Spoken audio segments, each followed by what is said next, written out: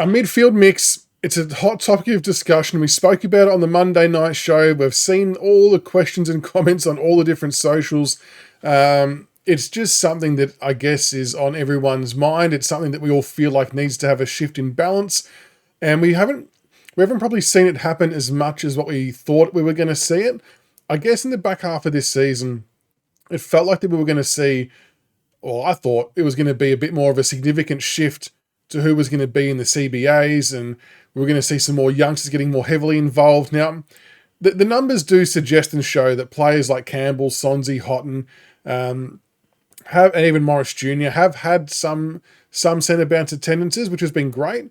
I thought it might have been a bit more amped up than that, and I guess there's a couple of topics and questions surrounding this whole centre bounce attendance thing, and I guess this has all come to the fore after North Melbourne comprehensively smashed us in the midfield.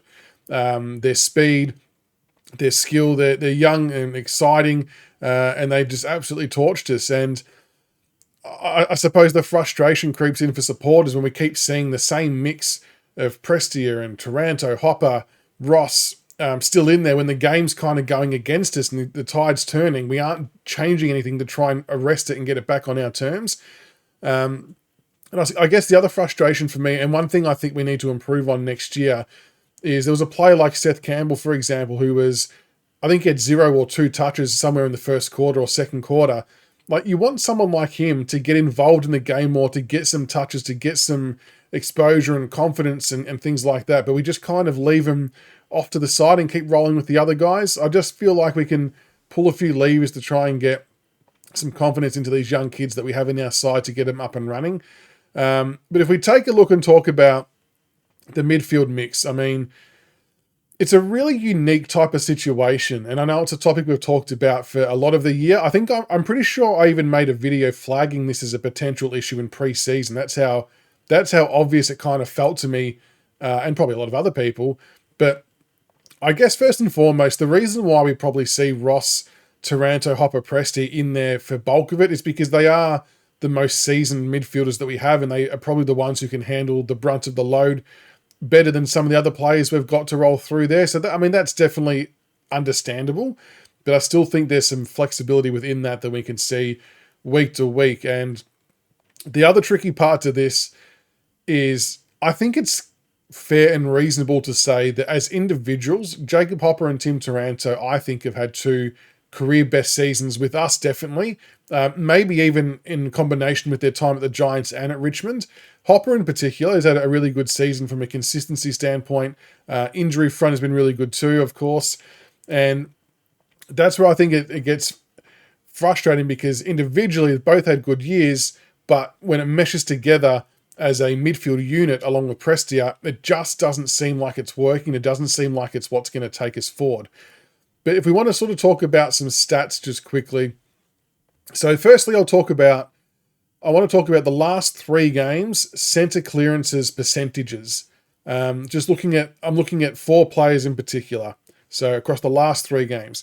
So Dion Prestia is averaging 9.2% centre clearances. So he's got 5 centre clearances from 54 centre bounce attendances. Jacob Hopper, 4.8%. So he's got 3 centre clearances from 62 centre bounce attendances. And Tim Taranto, 5.2%, which is 2 centre bounce clearances from 38 centre bounce attendances. Now, I look, honestly, I haven't looked into what other clubs' midfielders rank over the last 3 games, but I would suspect that's quite low. And then I thought, let's have a look at one of our youngsters. I've handpicked Tash Houghton because he's probably the one that's spending the most time in there recently. So Tash Houghton in the last 3 games is going at 36%. So he's got 4 centre clearances from 11 centre bounce attendances. So his ratio is quite good. And that's what I would be expecting from most of our midfielders. And I guess a stat like that just kind of, it feels like it lends itself to, we need to increase the load of these kids going through the midfield. And I get it. I know they're young and I know they're inexperienced, and we should hopefully see that happen more next year. I still think we've maybe missed the trick by not increasing it a bit more this year. And especially in important times of the game, like, give them the responsibility to try and change momentum and stop the Kangaroos from getting their 4th goal from centre clearance, for example.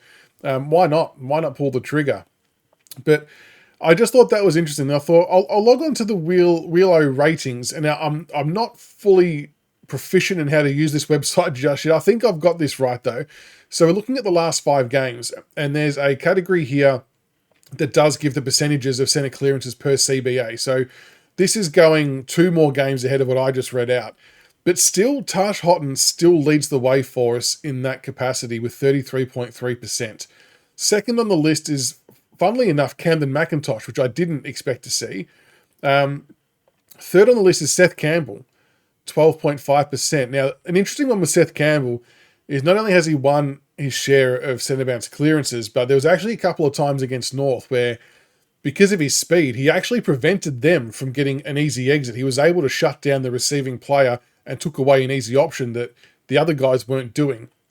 So I thought that was an interesting one to see.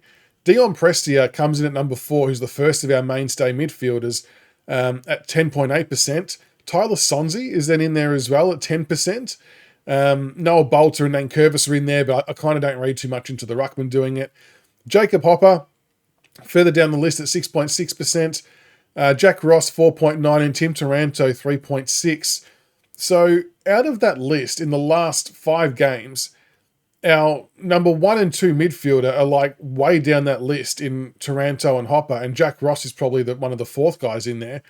And it's Dion Prestia leading the way from that central core unit. So, I don't know, that data sort of suggests to me that we seem to play better or maybe get better use of the ball from the centre clearances with those other guys in the mix. Maybe there's a whole raft of other stats that suggest otherwise that are part of the champion data suite that the coaches get. But seeing those numbers just feels like it kind of validated some of the concerns and frustrations that we had from the North Melbourne game. And again, it's one game in isolation, and I'm saying this blindly, but with a lot of hope that we'll see a big shift next year in how this all looks and functions. We obviously have Sam Lawler coming back into the mix. Josh Smiley will hopefully be in and amongst the mix as well. Kane McAuliffe, another one too. So there's going to be a lot of names going back into that midfield mix next year. And I also want to just point out that I completely respect and appreciate the workload that Hopper and Taranto in particular have worn this year. It's been a tremendous amount. And I actually kind of feel bad for them. They've had to do that much, and it shouldn't be that expected of them to do so. They should be able to ease off a little bit and kind of share the love a little bit. But if it was me for next year, my idea or concept of how centre bounces would look, I don't mind having one of Taranto or Hopper in there as your starting centre bounce. The other one I would put at half forward because it strengthens that part of the ground, and then it would allow putting in a Taj Houghton and a Sam Lawler. So whether you go Taranto, Houghton, Lawler, Taranto, Smiley, Houghton, Taranto, Prestia, whoever it might be. And I said on the Monday night show, I'm all for Dion Prestia going around again next year, which sounds like it will eventuate, but maybe just not with the guarantee of a full 22 games, because we do have to kind of pass the baton at some stage with this midfield brigade, but also acknowledging that the players going in there are still quite young. But someone like Kane McAuliffe was probably the name I didn't mention in that initial blend, but he was showing some good signs too, and maybe he can start off in the centre bounces too from the get-go next year. I just think we need to be a bit more diversive and mix that up a little bit for 2026, because otherwise I just can't see how we can go forward. But yeah, it's going to be an interesting look at how the midfield looks next year. Like, the preseason training reports are going to be fascinating to see where the club go with it, and we just need some more two-way running. Like, one of the more disappointing things that we had from that Kangaroos game, from my perspective, there was a couple of times where the clearance was won by North, and then the camera sort of pans back, and you could see that Hopper and Taranto were at a complete standstill in the middle of the ground, and meanwhile LDU and Sheasel have gone forward and are in space by themselves, able to handball 1-2 shot at goal. Like, for me, that stuff's just really unacceptable. I know it's been a long year. I know they're probably tired. But if they're not going to be prepared to chase for whatever the reasons might be, let's get guys in there who are. You have to look no further than Morris Rioli Jr. Might not get the ball as many times as Taranto and Hopper, but you can bet your bottom dollar that if someone's running away with the football, he will chase that person and he will not give up until they're disposed of it or he's nailed him in a tackle. That's the type of defensive pressure I want our midfield to represent and see. And I get that not all players are going to be like Morris with that, the speed and the chasing of that extent. But you've got to at least try and track your plays out of the midfield. You can't just stand there flat-footed while the bloke with 50 disposals and the bloke with 40 disposals are just running off unopposed. That needs to be something we address next year. And I think most Richmond supporters would acknowledge that the midfield mix has to change. I think we will see it just through natural course of evolution and the players we'll have coming back. But it's a one to watch for 2026. I think we definitely have to give everyone a pass mark this year with the games we've won. We've seen some really good signs. And at times that midfield has done really well for us, undoubtedly.